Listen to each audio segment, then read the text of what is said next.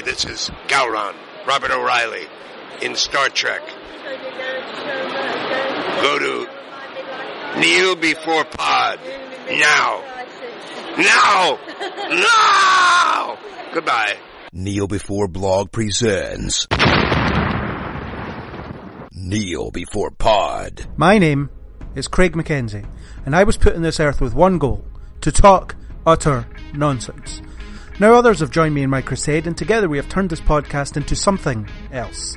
Today, we continue talking about the soon-to-be returning TV, focusing mainly on the DC shows.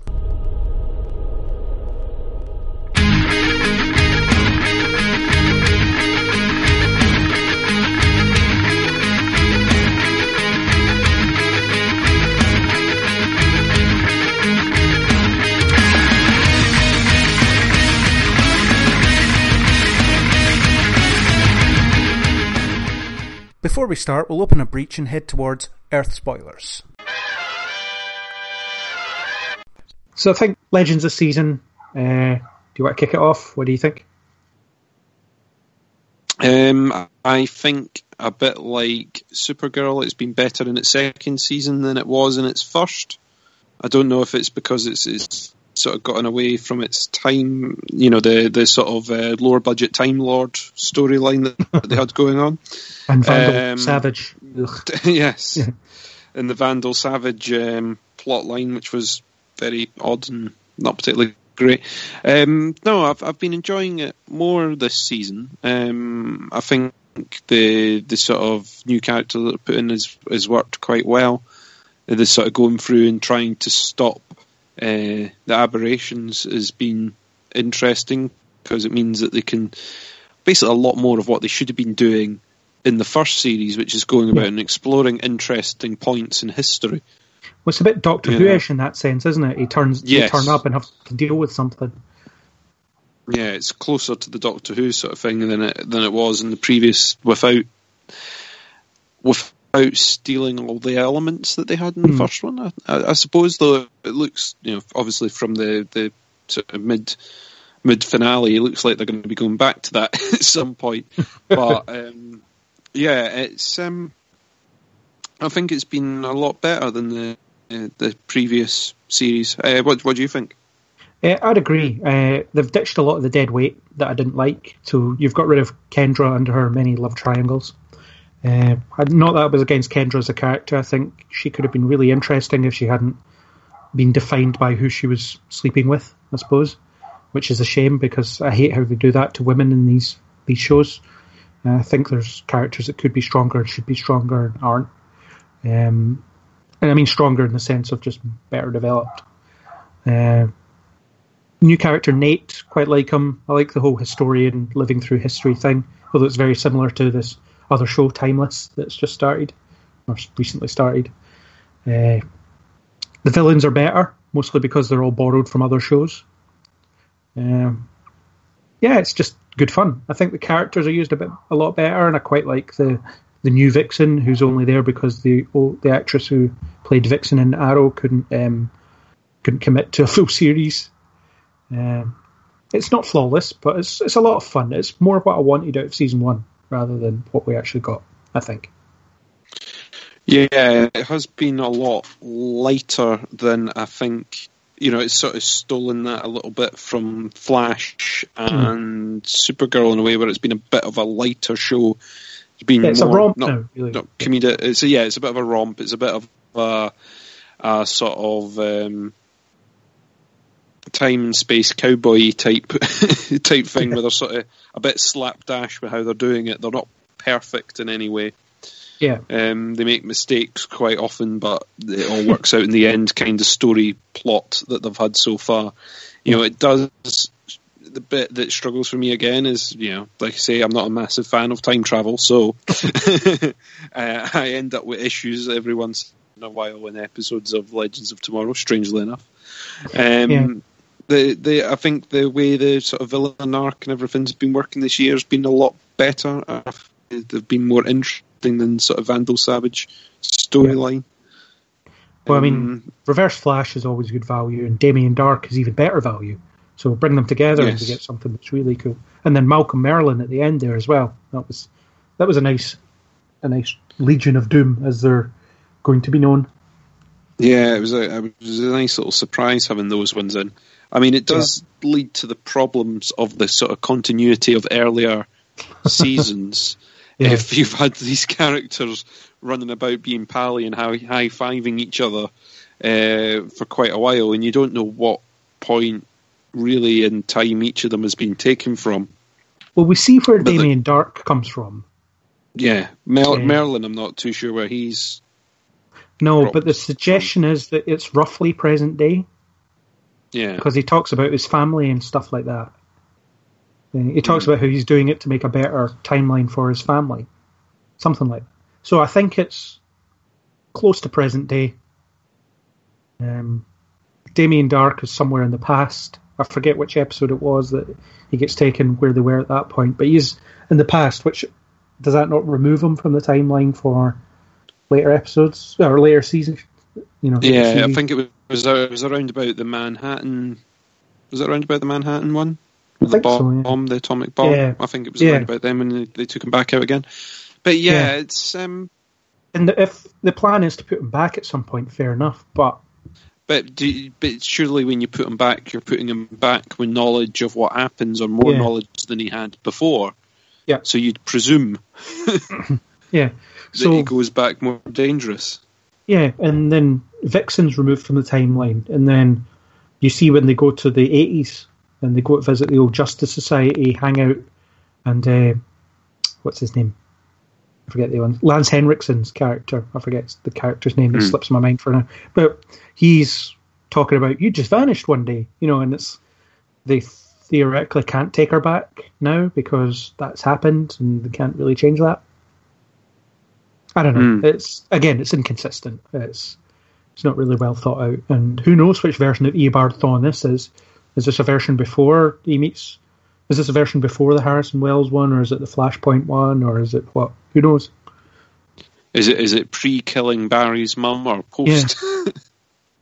I would kind of like it to be just something he was up to before he got into that whole killing Barry's mum thing, because we know that he has a bit of a rich history and he's been up to stuff, and why not? I mean, that's the point of having a character that turns up through time and space. You can just have them appear whenever and be at different points in their established history. But there hasn't been anything that suggests it either way. He just likes hanging around with villains. I mean, I would think he's probably a fairly modern one because he knows who Damien Dark is and he knows who Malcolm Merlyn is. So he would have to be someone that's studied those characters, maybe.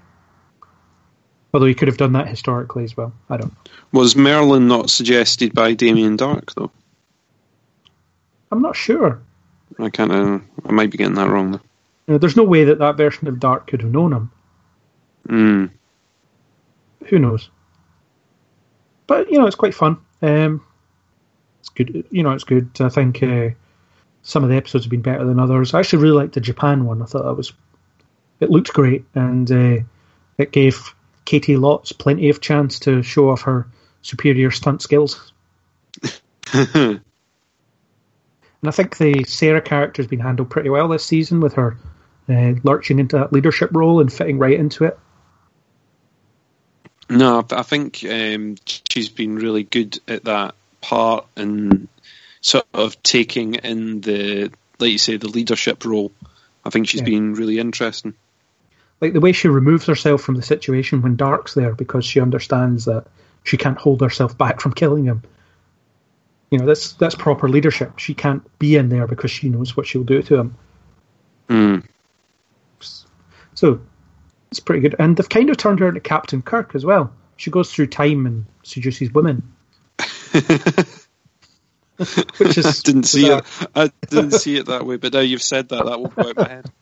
Yeah, that's it. She's Captain Kirk. And I think they're being a bit childish with that, actually. I mean, when they did it in the first episode of the season, it feels like it's just made to please 14-year-old boys, rather than actually do something interesting with her. I don't even know what she identifies as. I guess she's probably bisexual, maybe. I don't know. Who knows? But because they did interesting things with it in season 1 when she was talking to that nurse in the 50s, I think it was, who was in the closet and helped her through it. They could do more interesting things with her identity in that way, which they haven't yet. Another character I quite like this season, I've always liked him, is Mick. He's picking up the slack in Snart's absence. It's not as good as having them both around, but I think Mick is really good. He always has the choice line to diffuse the situation and make a laugh appear. Like when he calls Nate a star-spangled idiot and things like that. I think he's a really good character. No, it's been interesting seeing him without, I was going to say his sidekick, but without his boss. I mean, the little episode partner, where he's been his partner, yeah. The sort of episode where he kept seeing him hanging around, telling him, you wouldn't have acted like this before, is sort of true in a way. It's been an interesting development of the character and a sort of change about for him without taking away the fun from him. Yeah, and it's pretty weird that one-note villains like that can get a bit more depth just by being put in this dynamic. And I like the way he's kind of looking for a new partner, and he tries to recruit Ray, who's just not suited at all because he's just too much of a straight shooter. Good guy. Yeah. And Ray without his suit, forced to destroy his suit, was quite good for a bit until it was like, oh look, here's the raw materials for me to make another one. That was a tough couple of weeks. It was more, I'm now back in my present day timeline so I can get a hold of a suit. Yeah. Well, it was, in the Wild West he finds all the, I was about to say vibranium, but the Dwarf Star alloy, without anyone explaining why it was there. It just was. It just was, and these people had found out how to pick it up.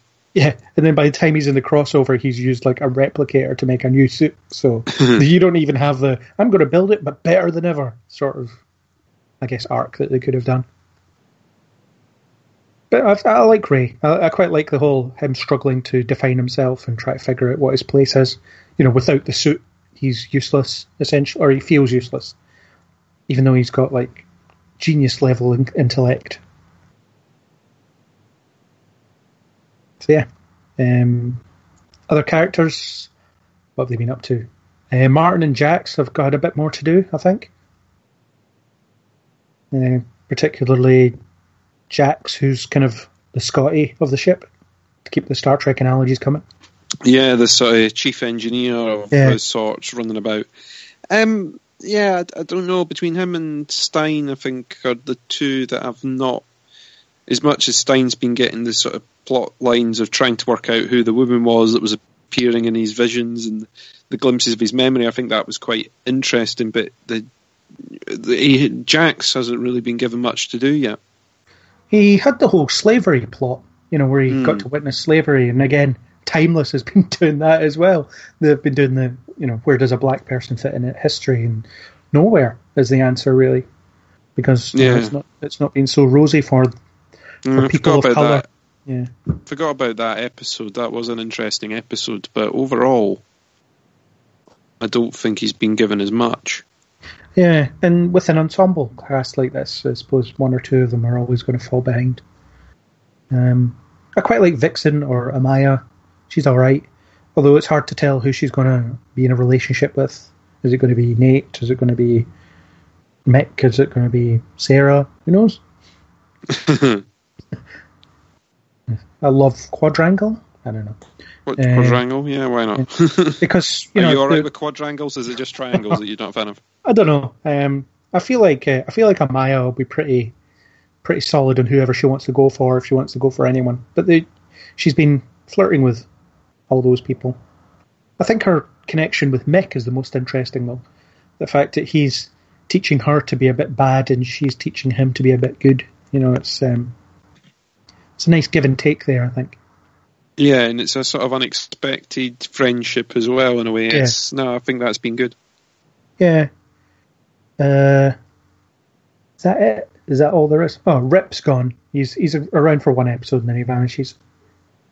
I think that was probably a good call, though, to be honest. Well, it was a practical thing. I mean, the mid-season finale shows that he's back soon, but he's the actor was filming Broadchurch, I think, so couldn't be around, so they had to let him go for a little while. And I think letting the team grow without him has been quite good. I definitely think it's been more interesting. It's made the team have to improvise more, and it's been, I think, more fun as a result. It's sort of given them the chance to screw up. It's given the chance for them to be captainless and have to decide who's going to be leader and to do that. Whereas I think if you had Rip still running around, it wouldn't have been as interesting. They've been having to work things out where he would have just said, "This is the way it is," or "That's the way that works," or "That's how to resolve this." And it wouldn't have been as interesting. And it'll be interesting to see how the dynamic flows now that he's not around, hasn't been around for a while. Well, it depends on if he wants to come back at all. Yeah, well, I imagine the character will come back onto the crew, but how will it be now that Sarah's been the captain for a while and people have loyalty to her because they've been through so much, and they always had a bit of a strained relationship with Rip as well, so it would be difficult to see how he'll fit in at this point. But it could be cool to have that friction for a little while until it inevitably resolves itself. And apparently Snart will come back at some point in some form. I mean, we already kind of saw him as a hallucination, and I don't know, time travel. It's crazy. He could be alive again. Yeah. I don't have an awful lot else to say about Legends. It's been good enough. The villains have been all right. They've been off their main story for quite a while. Some of the subplots have been a bit rubbish, such as Barry's hidden message. That was crap. And it wasn't much of or it hasn't turned into much, or didn't turn into much in the first place. So yeah. So that's been about it. It's been all right. I look forward to watching more, seeing where they go with it. Yeah. Do you have anything else about it? Have we missed any characters? No, just same here. No, I think we've covered basically all the characters. I think it's been more interesting. It's been more time explorery than it was in the past. The villains have been better in this. The villain or the plot, that sort of plot has been better this season than it was in the first. And I've enjoyed watching it. The characters have been a bit of fun. Yeah. It seems to be a program that doesn't take itself too seriously. Yeah. So they get away with it a bit more, I think. Yeah, and then they'll have them trying to find the magical artifact, which will be probably have an Indiana Jones rip-off in there somewhere. I mean, the next episode called Raiders of the Lost Ark. So here we go. I was gonna say it. I was like, if it is an Indiana Jones theme, they've gone right down there, haven't they? Yeah, so we'll see. I remain optimistic. It's a show I'm enjoying. So that brings us on to, last but by no means least, Arrow. Its 5th season, which has been a real return to form for the show, as far as I'm concerned. I think going back to its roots and then building from there has been absolutely the right decision. The characters are all largely used very well. The stuff that Oliver's going through is great. The villain is great. And the episodes are just quite fascinating to watch at this point. No, I think it's been interesting what they've done with all the characters and the positions they've put them in. Having Oliver as mayor has given a different swing to it, bringing on the sort of junior team, and all these new team members all at once has been interesting. You know, they've managed to rock it up a bit, which I didn't think they'd be able to do, but they have. You know. Yeah, and it definitely has felt like a bit of a progression, and like I said, they're going back to the kind of street level stuff. So with Oliver in his role as mayor and as Green Arrow, he has to try and save the city in 2 different ways. But I quite like at the start of the season, the mayor job just seemed to be a kind of means to an end. Whereas Thea, she was all fully committed to making it all work, and Oliver wasn't on board with it, at least initially. He kind of realises the importance of it as it goes on, but it's just quite interesting that after Laurel's death, he's went fully into vigilante mode and kind of neglecting his real life, which means that the city's starting to lose faith in him as Oliver Queen as well. Yeah, I mean, that was he had built up his reliability on that side, and it has kind of fallen to pieces. But getting to see Thea sort of shine in her role, and some of the developments through this sort of City Hall plot lines that we've had have been actually quite interesting, and seeing that's been a bit different rather than it being very sort of police focused and everything like that. It's been a lot different, a lot more interesting, I would say. I mean, I kept saying in my reviews I couldn't believe how captivated I was by the Thea as deputy mayor. Well, she's not deputy mayor; she's chief of staff or something, whatever she is. Mm-hmm. I never thought I'd be as captivated by it as I have been, but it's been a great showcase for her character. And when I heard that she wasn't going to be Speedy or Red Arrow or whatever the hell she calls herself anymore, I was like, oh, so she's going to be sitting around and doing like paperwork and stuff. And even though that's essentially what she's doing, it's a different way for her to show how strong she is, which has been great. No, she's been a really reliable character. The sort of plot between Oliver and Felicity, again, with the on-off relationship, it kind of annoys me in a way, because it's always that it seems to run the same every season. Yeah. Or it has done sort of since the second season, where it's, they'll either start out in love or not in love, or together or not together, and then they will break up and come together several times throughout, with one or the other or both having a boyfriend, girlfriend in between. It's... And then, it's going to be Ross and Rachel, isn't it? All over again. It's going to be very much a Ross and Rachel thing, except that at the end, normally Felicity is held hostage or held over Oliver's head at some point. It's almost the way it always goes. It's that's the bit that kind of disappoints me a little bit. Yeah. Where at least if that relationship was stable more often, or at least for a longer period, they could maybe write some different stuff, or they could work on some other characters at the same time to a greater extent.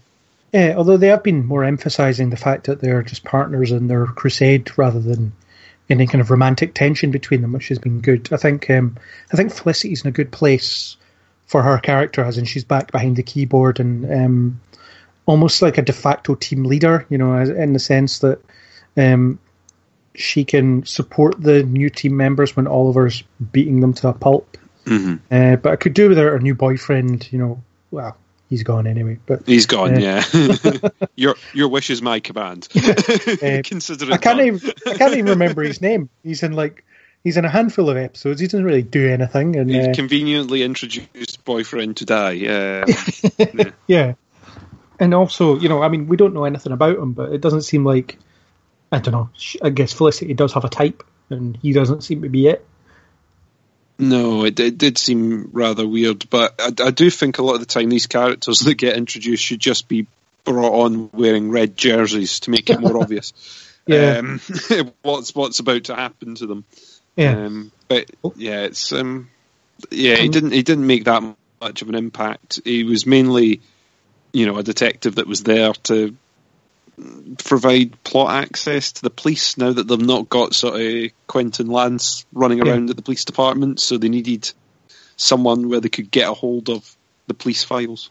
Yeah, Felicity would walk up with some random piece of evidence that she's stolen and be like, I need you to analyse this, but I can't tell you why.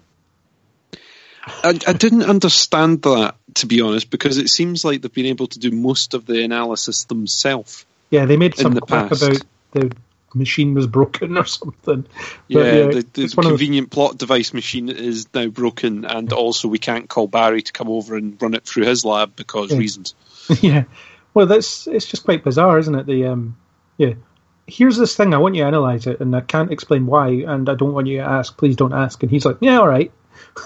Yeah, sure, why not? Yeah, and he does it. And although eventually she does tell him that she works with the Green Arrow, and he takes it kind of in a way that I didn't expect. He's like, oh, that's ridiculous. He's like a criminal, but he also gets things done. I don't know what to do. I'm so conflicted. That was quite good. And I think the way he was killed off was actually quite harrowing as well. It was very harrowing, and Oliver's reaction to it, I think, was bob on. Really, it was played really well. It leaves all the characters, or Oliver definitely, in a very conflicted place towards the end. So it's good, and I mean, I think the villain has been really interesting this year. I don't think it's the best, and hopefully won't. I think I've said this a couple of times. Won't have a disappointing outcome. Yeah. Well, I mean, he's not as good as Slade. That's for sure. So far, not as good as Slade, and it's once it's revealed, and you kind of go, "Oh, that's who it is." All right, okay, now it's not as interesting. Yeah. But at the moment, I think I know where it's going, but I'm not sure. So I won't commit it to be played back later on the collection reel at the end of the year of how many of Chris's predictions have been completely wrong, which I'm sure you're building up already. You must have an hour's worth at least. But it'll be interesting to see where that goes and how that character shows up. It's I always find them more interesting when they're masked. It always seems once they're revealed. I don't know if it's in the back of my head I go, oh well, it's obvious now. Yeah. Whereas before you're sort of going, I would like to see what happens. I think that with their Prometheus plot, they've been tackling some really interesting issues as well, because you've had the whole concept of, I mean, the whole killing thing has always been a problem for this show, as in season 1 he was a pretty cold-hearted murderer who, if these rich people don't do what I want, I'm putting an arrow through them. And he would do it without hesitation. In season 2, it was all about, I can't kill anyone until I kind of have to. And then season 3 and 4, he quite happily kills Ra's al Ghul and Damien Dark, because, again, he feels like he has to. So I quite like that this season he's gotten away from the whole, I'm not going to kill anymore plotline, and he's just embracing the fact that in some cases he's going to have to. Or he's going to feel like he has to. Whether you agree with murder or not, or whether you feel his reasons are justified, is up for debate, but the fact that Oliver has reached a position on it is quite interesting. So he's acknowledged that Prometheus, for instance, will have to die because he's too dangerous to be left alive, as far as Oliver's concerned. And they were doing interesting little callbacks to season 1 when he gets captured in the first episode and he kills the guy and says, no one can know my secret, like he did in the very first episode. Yeah. So, I mean, my views on killing are not something I'm going to share on a podcast because that's a can of worms, but I do think that it's good that they're addressing it, and they're addressing that someone who predominantly fights with pointy objects might not necessarily be able to avoid killing all the time. No, and I think that's the way that character is supposed to be, I suppose, where he is dark, he is conflicted. It's the way this version is supposed to be, yeah. The comic version is much more lighter with boxing glove arrows and all that stuff. He has a pet wolf, I think. I want the boxing glove arrows now. Yeah, he has a pet wolf in the comics as well. Wonder when we're getting that. Turns out he goes back to the island and he had a pet wolf. It was there all along. There you go. Or at least get him a dog. You can start with that. Start small and work your way up. Yeah. Some random mutation that then turns into a wolf. There's no need to train a wolf for a network. I don't know. I think it would be better. Why don't we start with some sort of Labrador puppy, and the next time Barry changes the timeline, he comes back and it's a wolf? How about that? Eventually, as a lion, just things like that. Diggle by that time has triplets and has had a sex change as well. A sex change. Yeah, why not? Rock on. It was the stress of having triplets. That was it. But yeah, I always think that's been quite interesting in Arrow, sort of seeing how he sort of keeps flipping his state of mind, because he puts these people in prison and they just break out. Yeah. Or their influence continues, and there's only one way of making sure that influence stops, but he doesn't want to do it. Yeah. And, you see that through the sort of flashback storylines as well. Mm-hmm. Or at least, you did in the first few seasons. I mean, how have you felt about the flashbacks in this season? I've really enjoyed them. I think they're relevant. The fact that he's in Russia and hasn't grown a long beard yet is a bit concerning because, it takes a while, and we see him... Because the last shot of Season 5 will probably be the first shot of Season 1, where he gets rescued from the island. So he's going to have to go back at some point and grow a beard. But, for now, the Russian thing is quite good because we've had it established from early on that he was a captain in the Russian mafia at some point. But God knows when. And so we see him building up to that point where he earns their trust and learns their pretty shady techniques. And it always pays off in the actual present day as well, like it used to in the better flashbacks. There was him learning how to escape being tied up, and then you see it in the present day immediately after, and so on. And Dolph Lundgren as the villain, or as the guy he's trying to kill in the past, is a good catch for the show, I think. I love how I just love how much of a monstrous presence he is, and you see him fight Oliver once. I think it's just once, and it's just really brutal, really visceral. Like you can almost feel the punches. No, I'm with you. I think the flashbacks this season have been a lot better. The storyline has been good. I'm like you. I'm hoping that they wrap it up nicely into him being on the island at the end. But I'm enjoying it so far, seeing him progress through the ranks of the Bratva. Yeah, and the fact that they've connected it to the present day is really good. I like that. I forget the woman's name, the reporter chick that he's going out with at the moment, has a photo of him in Russia. So his past is catching up with him, which is the theme of the season, anyway. Yeah, I mean, because a lot of it, up until this point, it's one of those things that I've been shouting for a while, is sort of, why does no one know, or how could he run about for all those years and no one's once went, hang on, is that not the guy that... It's like Bruce Wayne hanging around. It's like Bruce Wayne hanging around in Italian coffee shops.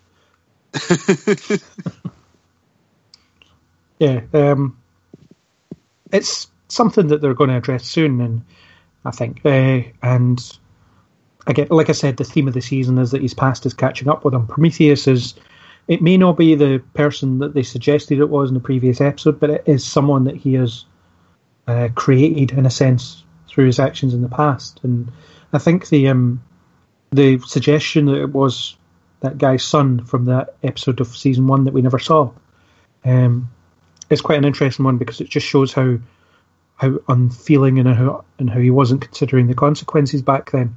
It was all about, I'm going to go in here, I'm going to offer this guy a deal, and then I'm going to kill him if he doesn't. And the ignorance of the consequences that could come from that was a big part of that. So it's good that catches up with him. But I saw a meme online that suggested that maybe in season 6 of Arrow we'll have flashbacks from season 1. So it made me laugh that they're already kind of doing that. I mean, it's an episode we didn't see in season 1, but still, Yes. But the idea was... But it is that throwback, yeah. Yeah, the idea was it was a routine crossing off the list, wasn't it? So it wasn't worthy of showing us in an episode because there was nothing exciting about it. It was just he was crossing a name off the list and there was nothing else to it. It was really good, and Prometheus is really visceral. I think he'll be further back in Oliver's past than season 1 because they already hinted that he has some moves that are consistent with the Bratva. So he'll be trained at least by someone in the Bratva, I think. Yeah, you'd expect it to come round to that at some point. Like I think he'll be Dolph Lundgren. Dolph Lundgren. Could be. Yeah. You never know. It's one of those ones. Until they're unmasked, it's really interesting, and it seems to be quite a dangerous villain so far. Yeah. He's made his sort of ultimatum again. It's another one of these ones that he knows Oliver's secret. He knows who most of the team are. Yeah. So, yeah, it'll begin, and Oliver's in a shaky place after being sort of misled into killing someone that he didn't intend to. Yeah. So it's going to give him a few, a bit of doubt for the next few episodes until he gets back on stable footing again. Yeah, and I like that Felicity didn't blame Oliver for killing Detective Bland. She understood that it was Prometheus who set it up, and he really is able to hit Oliver where he lives. In every sense of the word. I was glad that they did that, because I thought, we're going to have 2 episodes of Oliver not saying how he died, and then 3 episodes of Felicity being really annoyed that he lied and did it. 2 episodes of, okay, I'll come back, but just this once. Yeah. Until we finally get, an episode of, okay, I'm back and it's fine again. Yeah. But no, I really thought that was the way it was going. Yeah. He walks into the bunker and says, "So yeah, I kind of killed this guy. Sorry." And she's like, "It's not your fault, although I can't look at you right now," which is fine. She's going to have some issue with the fact that Oliver was the one who did it, but even though it wasn't his fault. As such, I mean, he was out for blood and didn't confirm his target before he did it, so it shows that Prometheus has gotten inside his head as well. And if Prometheus isn't voiced by Michael Dorn, then I don't know who it is, but it sounds like Michael Dorn. It could be. I don't know. They don't normally list them, do they, until they're unmasked? They usually do, because when Zoom was Tony Todd, they announced that was who that was. They announced that, I forget the guy's name, but the Saw guy was going to be Savitar in Alchemy. So the fact that they've not credited Michael Dorn, because it's got to be him, it sounds exactly like him.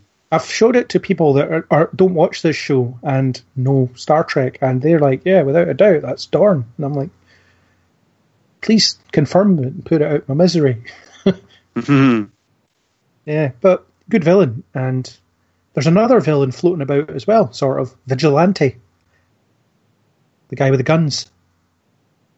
Who is obviously the district attorney guy. It's got to be, really, because like we were saying earlier on with the Flash and with the introduction of new characters, it's got to be one of them, really. Yeah, but also he shares a name with someone who was Vigilante in the comics as well. So, well, there you go. But it's all the kind of obvious hints. Someone should really go out and do something about it, perhaps with guns. Perhaps wearing a mask. Me. Yeah, maybe me. I've got to go somewhere, get something from my car, and then runs off. Vigilante's been, he's pretty threatening. He kind of knows what he's doing. I do think he'll end up joining Team Arrow in some way at some point, because they'll need extra help with Prometheus. Because him and Oliver have the same goals, they just have completely different methods at this point. They're about taking out criminals, but he does it in a more visceral way than Oliver does. So, but I think Oliver will recruit him for a mission or 2 later on. That's another one of my predictions. What do you think of the new guys? Apart from the semi-obvious double cross, I didn't actually see that coming, actually. Other than the fact that... I knew that one of them was going to have to double cross. It wasn't so much that I knew which one, but I thought there's going to be someone feeding information at some point. It's because there's been so many people coming in. Yeah. I think it's been interesting in getting a new team and getting it so instantly. Yeah. Where in the past it's sort of organically formed, and he's always had someone that he's been training and he's been hesitant to train, but to end up with 4 of them, was a bit different. I was sort of it was an interesting way of doing it, rather than having this really long introduction to each of the characters, and each of them slowly drifting in through the season to build his new team, for him to actively go hunting, or for Felicity to go, here's some people that I've looked at or I've found, I think was a good way of doing it. It's the fact that Oliver really sucks at it as well. Like, training these people. He uses the Bratva techniques, which the flashbacks tell us were the wrong techniques. But he doesn't realise that. It takes him a while to realise it, and then he kind of expects them just to do what they're told without giving them a reason to respect them in any way. So yeah, because I think everyone that he's had up until that point is sort of naturally found their way onto the team. Yeah. And had developed the skills without training, or already had a large base of skills without training. Yeah. Where this team, it's not really been the case. They've not been as battle ready, perhaps, as previous members. Renee's the most capable, I think. He's just a strong guy who is a bit undisciplined and butts heads with Oliver more often than not. Evelyn, I think, was... Well, she showed herself to be pretty skilled when she was the Black Canary in one episode. Curtis is useless. He's a complete liability all the time. Just all the time. He's very useful as an assistant to Felicity, but not particularly in the field. He just takes up room. Well, yeah, in the comics, Mr. Terrific's all about gadgets. He uses gadgets to help himself. I don't know why they haven't got Curtis doing that yet. Because every time he gets captured, or he gets shot, or he gets whatever, broken leg. Yeah. It's just... Yeah, he's just not useful at all. And, what's his name? Rory? Ragman. He's pretty cool with his magical rags. Yeah, the magical rags. He's very underused for a guy that can sort of stop bullets and capture a load of people at once. Yeah, and it's also important that that Arrow still acknowledges the zanier sides of the universe it inhabits. So they've got a magic guy on the team, but it's not about that. It's still about the kind of grounded street level stuff. So it shows that they can do both. In ways that work, I think. Yeah, it is acknowledging that sort of mystical side to the universe, which is good. Yeah, and it's amazing that with all the research that Felicity did on these people before recruiting them, she didn't figure out that. Well, I suppose he came onto the team a bit later, but it took her quite a while to figure out that he was the only survivor from that town that she nuked. Which was, I think, it was good to make her address it, because it was kind of, oh well, these things happen, and then moved on. But the fact that she admits it, and then he's off the team for a bit, and then he goes back on pretty quickly, because it all feels kind of organic and it kind of works. Definitely. Yeah. So they've addressed that, but they've kind of not done so in a way. I think it's best we just forget the whole nukes thing, though, because it was stupid. Team Arrow should not be taking down nukes. Yeah, like you say, it seems to do really well when they're concentrating on the street level stuff, but when they come up with plots that are that large, it's very difficult to sort of explain away the fact that this small team that normally deals with street level stuff is instead taking down nuclear missiles. Yeah, it's like, there's a guy with a bow and arrow that sounds like Worf that's troubling us. But it's okay, we can take down nukes, so it's fine. Yeah. I'm sure Felicity's tablet could just hack Prometheus somehow. I mean, why not? This is when we find out Prometheus is just a stack of Felicity's tablets that have become sentient. Oh, that would work.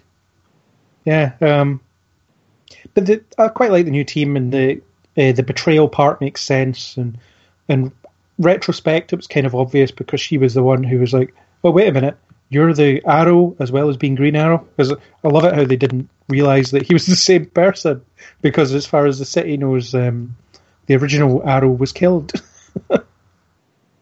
I did like that, 'cause it's one of those plot points that I kind of forgot. It was like, yeah, he's technically supposed to be dead. It's like, oh yeah, by the way, I was just him the whole time. And it's like, what, so you were a murderer? Yeah. And again, they address the whole murder thing, and she blames him anyway, because she thinks that her parents were killed because of him. So the fact that she betrays him and pretends to be on his side makes sense. It's a reveal that made complete sense. I think if it had been Renee, it wouldn't have worked, because it would be like, well, I think he's annoying and bosses me around, so I'm coming to help you instead. It's not a good enough motivation. But she has a proper motivation, I think. And I'm interested to see where that goes. I mean, could go any way at this point. Yeah, I agree with that. Yeah, I don't know what they'll do about it, but yeah, it made her work. And I get what you were saying about the whole they didn't focus on the characters individually, but I thought that meant that the team were a bit underdeveloped to begin with.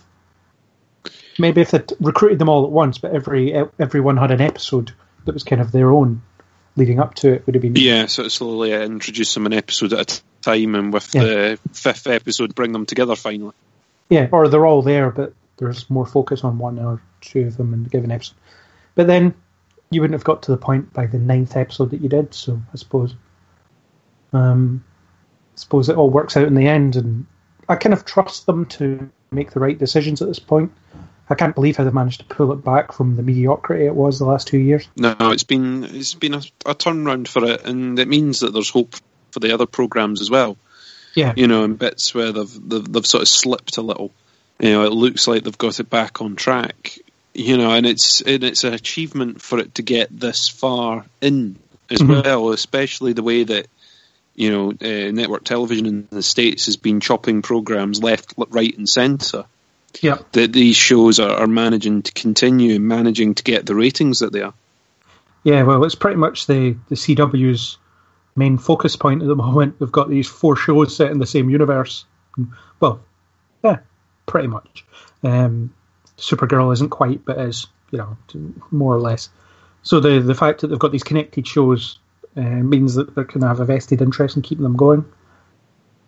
I mean, they've all been renewed for new seasons, so that's good. And Constantine's been picked up as an animated show as well. Oh, well, there you go. See, I didn't know that. Yeah, which is also good. That show just won't die. They won't let it. We haven't really mentioned Diggle, who's around. I quite like what they did with him, with the whole framed for murder thing. The frame for murder, and I'm turning round and turning him into a convict as well. Yeah. He's been on the run, and obviously that's him now being caught again. Yeah, and a felon as well. Yeah, and a felon. The sort of setting him up. He leaves to join the army, thinking that that's going to sort of give him redemption and for killing his brother, and then turns out that they're not up to any good either. Yeah, it was really good, and the way that he comes onto the team, and he's the kind of voice of experience as well. And everyone else kind of looks up to him and they say Spartan's badass and all this stuff. And he's kind of he's a kind of de facto team leader, I suppose. And he's able to say the same things that Oliver does, but in a different way that helps people understand. And his camaraderie with Renee is quite good as well. The fact that they're both army people, both military, they bond over that, which is quite good. I like Diggle anyway. I've always liked Diggle, and it's good to see him that he's still running strong. I don't know what they'll do with him next, but he's cool. I like Dig, or Spartan, or whatever, with his ever-changing children. Let's say triplets the next time Barry changes the timeline. But yeah, I think I like Diggle. I'm a bit like you. He's always been quite a fun character, and they do interesting stories with him. So hopefully he's continuing on. He's not been in it as much this series, but I'd rather they sort of worked, especially considering how heavily his storyline was involved in the last series. I think it's good that they've given him a little bit of breathing space this series. Yeah, and the episode where he was being haunted by Deadshot was quite good. Because Diggle was facing up with the fact that he hated this guy for doing what he had to do in the end, which was something that he needed to be addressed. And I'm glad that they managed to get Floyd Lawton to appear as a hallucination. Because there's all these mad rules about you can't use the Suicide Squad characters because we've got terrible films with them in it. Because we can't let your little TV show upstage Will Smith. Oh, well, I don't know. Barry's changed the timeline now, so maybe they could have got Will Smith in, and then it would have been all okay. Well, could you imagine Will Smith and Arrow? How did this happen? I like that version of Deadshot better. Anyway, the I can't remember the name of the actor, but the Arrow version is my favourite of the two. He's much richer as a character, and the fact that he just keeps coming back somehow, as Earth 2 doppelgangers or as hallucinations or whatever. So it's good. It's good. It was a good thing to see, and the reveal of it being a hallucination was quite well done. Where it was like, where he talked about his cellmate, and his wife was like, "What cellmate?" And I figured out pretty early on that it'd be a hallucination because. I see, that came as a bit of a surprise to me. It's one of those things I was sitting there and I was like, this has got to be a hallucination because he's there and he's telling him everything he needs to talk about at this point. They do that with real people as well, but something made me think it was a hallucination, and it turned out I was right. Yeah. Anything else about Arrow that? No, I think we've covered it. I'm sure I'll remember something later on. Quentin falling off the wagon. Very well played.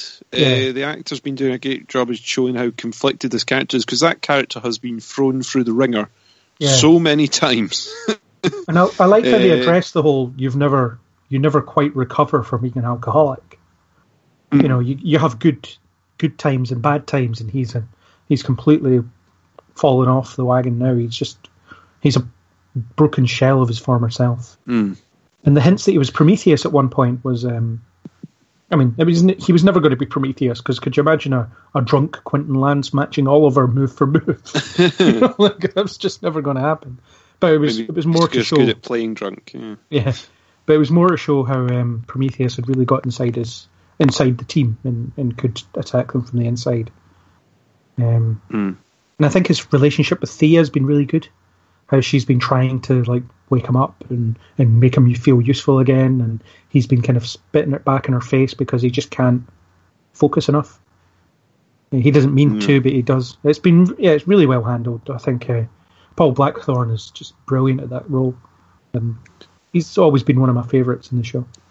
I think he's been doing great, and he's been playing it really well, because like I say, that character has been through a lot between your daughter's dead, she's not dead, she's alive, no, she's dead, she's missing, she's run away, and now the other daughter's dead, and just put through it so many times. Not to mention everything else that's been going on in the background. So well, he's had 2 daughters and had to mourn them 3 times. So and one's alive and one isn't. Although, the shock reveal at the end of the last episode was Laurel is alive. Bum, bum, bum. I have a number of theories about that. My first one is that maybe it's a kind of guilt-driven hallucination. That Oliver is conjuring up because he's feeling pretty down on himself after all the stuff he's had to put up with. Another option is it could be Savitar, although I don't think that will be. Or maybe Earth 2 Canary, or Black Siren, or whatever she was called. Those are my 3 theories. Do you have one? And all three are possible. Yeah. I'll say Force Ghost. There you go. Force Ghost. Well, that's essentially my first theory.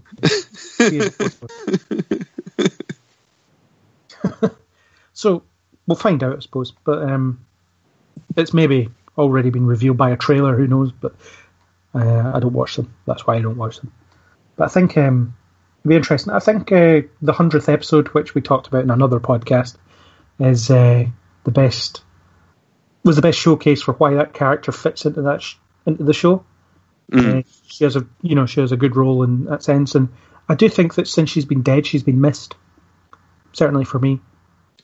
Yeah, there has been a bit of a gap in the show since then, I think. Yeah, and she's a good character, and I think the 100th episode showed why. And ultimately in the comics, Green Arrow and Black Canary are always a couple. So if it is the real her, maybe they'll circle back to that. Who knows? It started off with them sort of being a couple or being an ex-couple, so it could happen. I don't know. Maybe she's Prometheus, who knows? Oh, God.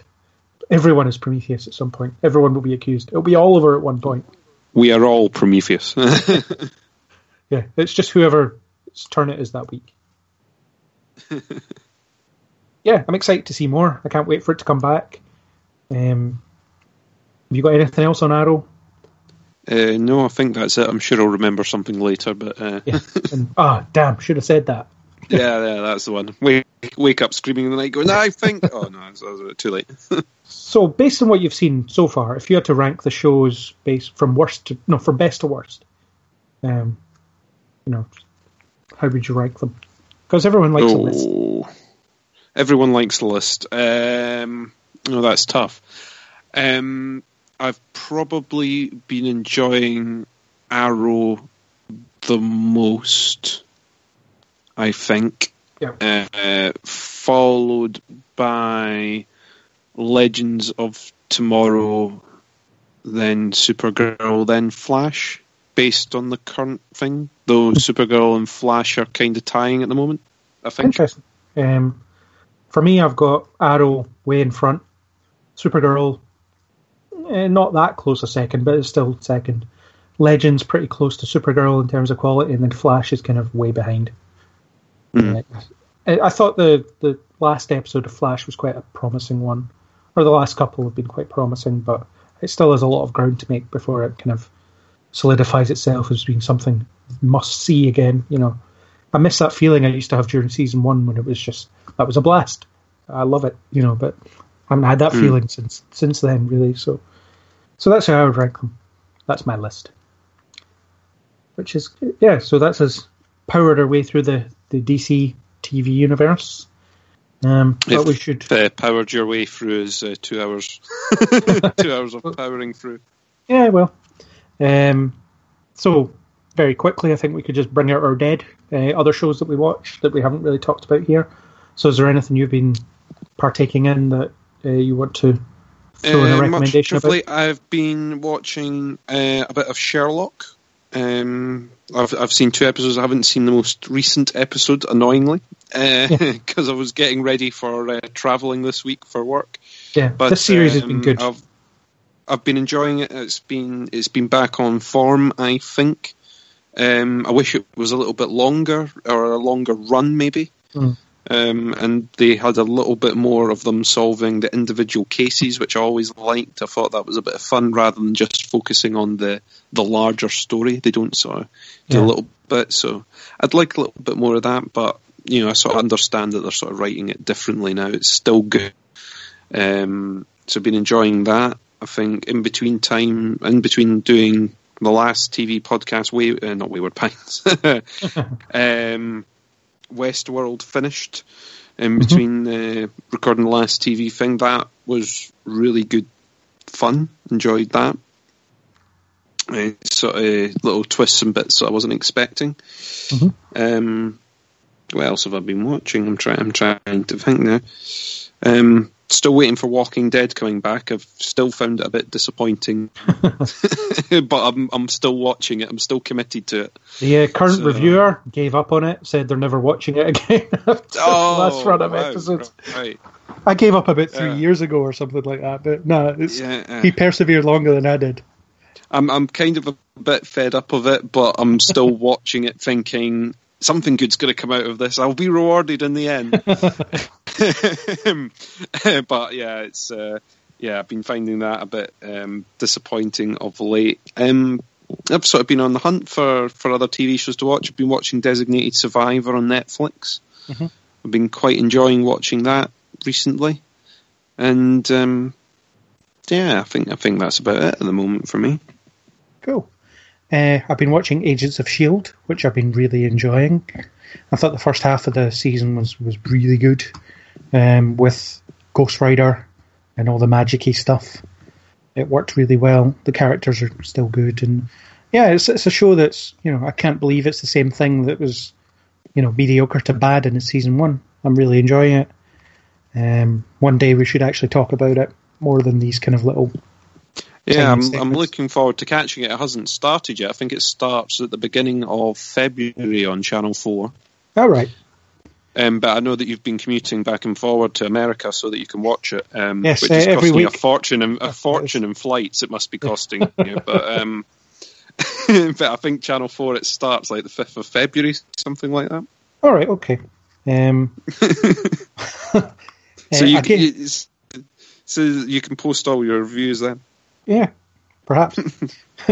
I've been watching Timeless, as I've mentioned repeatedly when talking about time travel. I've only seen one episode of that, and I really liked it, so I'm going to have to go back now and start watching from the beginning. Yeah, it's really it's kind of cheesy, but in a good way. They address the race issues better than Legends of Tomorrow do. They address the whole... They're quite consistent with their time travel rules, as far as I can tell. It's a lot of fun. It's quite good. The time periods they pick are kind of unconventional. You know, you don't... Usually you see people go back to World War II or whatever, which they've done, but it's more about the... there's a space race episode, there's a Lincoln assassination episode, but they take it from the perspective of his brother rather than Lincoln himself, which is new. Other stuff. There's... they just do a good job. It's kind of... I felt like it was disposable fluff, but it's been getting a lot better as it goes on as well, as it builds its mythology and all that. I'm into a little bit of cheesy sci-fi. I only caught the episode on the Alamo, and it was pretty good. Yeah.